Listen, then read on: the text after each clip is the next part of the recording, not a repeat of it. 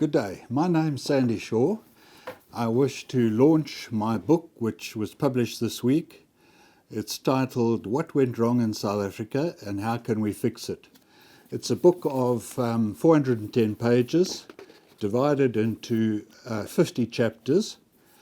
It's basically, the core of it is academic, but I've written it in a readable style.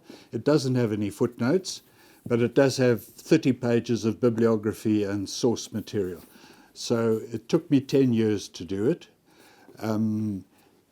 It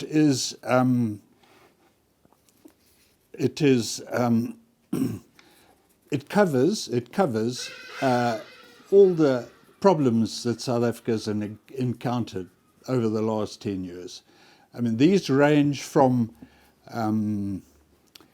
mismanagement to corruption to inappropriate policy choices. There's a whole range of them.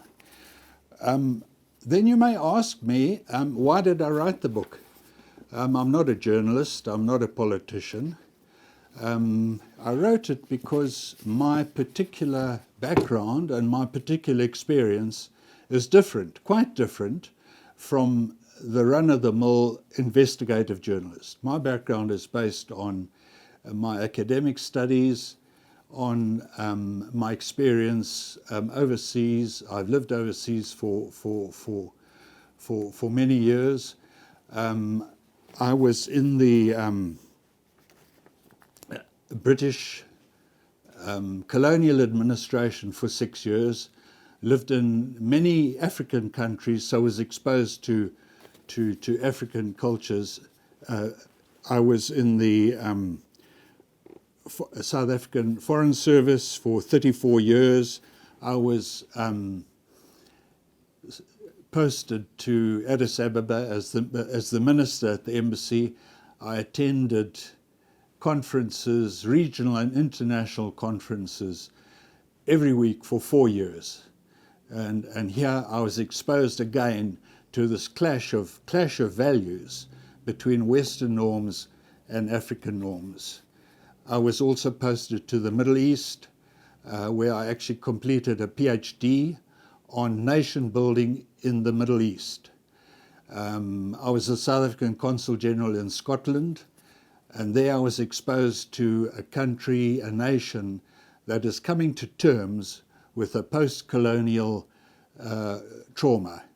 And part of the British Brexit choice is to retain its class-based society. I was subsequently employed for 6 years at the South African Film Board, and there again I spent these 6 years assessing all the films that are imported and have to be shown on the big screen in terms of cultural sensitivity and so on. Aside from that, I taught for a while at University of KwaZulu-Natal in politics. I was also a columnist at the Witness newspaper, where I wrote on current affairs. I was also seconded to the Constitutional Development Service, where I was a speechwriter for Rolf Meyer, the chief government negotiator at the CODESA negotiations. I've written 120 articles which have been published in newspapers and academic journals. So that's my background, and because my background, I believe, is somewhat different from the journalist or the politician, I've written this book. And you may ask then, what are my conclusions? Are my conclusions different from the investigative journalists who've gone into it probably more thoroughly than I have? My conclusions are actually very similar to, if you read Frantz Fanon's book, The Wretched of the Earth, where he analyzes post-colonial Algeria. You'll find lots of parallels with mine. I come to the conclusion that we have in South Africa 3 different value systems.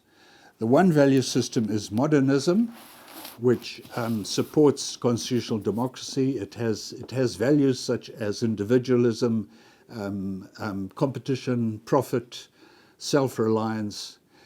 Then the other big value system is traditionalism.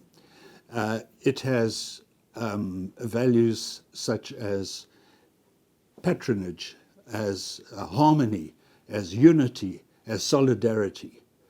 And of course it doesn't have gender equality, as the modernists do.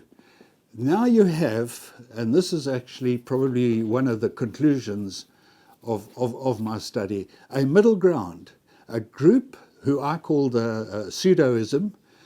You could call them a sort of a kind of a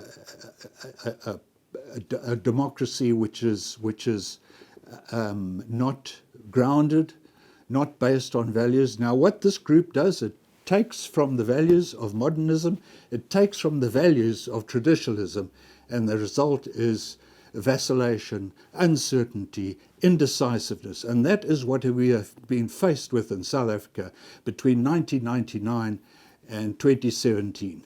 This group of people who are basically more interested in themselves because they are not grounded. Then you may ask, who are these people? I list them in my book. I've got a page or two full of names. I mean, the classic one for modernism would be Nelson Mandela and Cyril Ramaphosa. The classic one for traditionalism would be Jacob Zuma.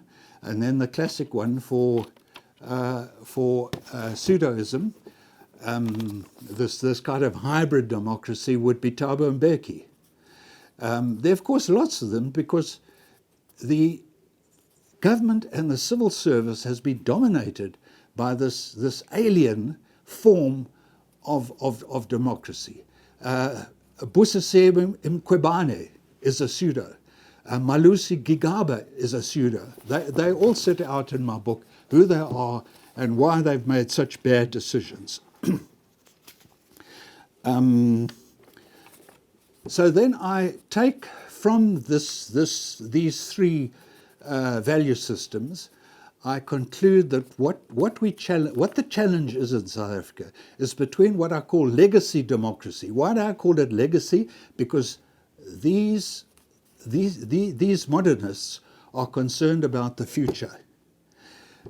Then the traditionalists, I call that transactional democracy, because their democracy is based on reciprocity. And because it's based on reciprocity, they cannot acknowledge, and they never will acknowledge, for example, corruption as being wrong. Corruption is a form of exchanging favors.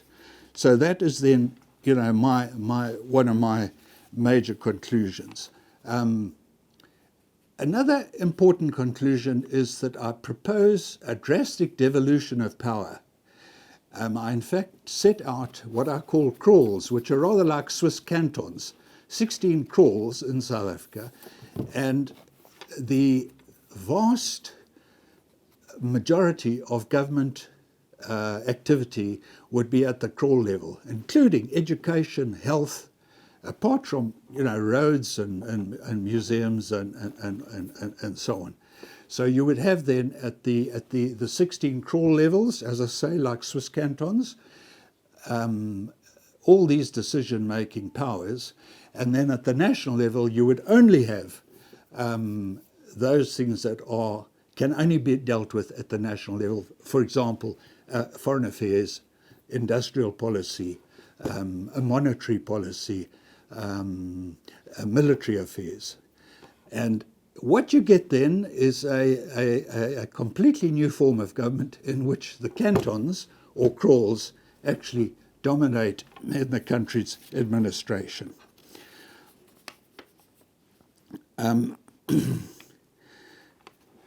So what the solution is, and I set out all sorts of, I set out options to treat this. I call it a disease. We have a disease in South Africa. It's a psycho disease.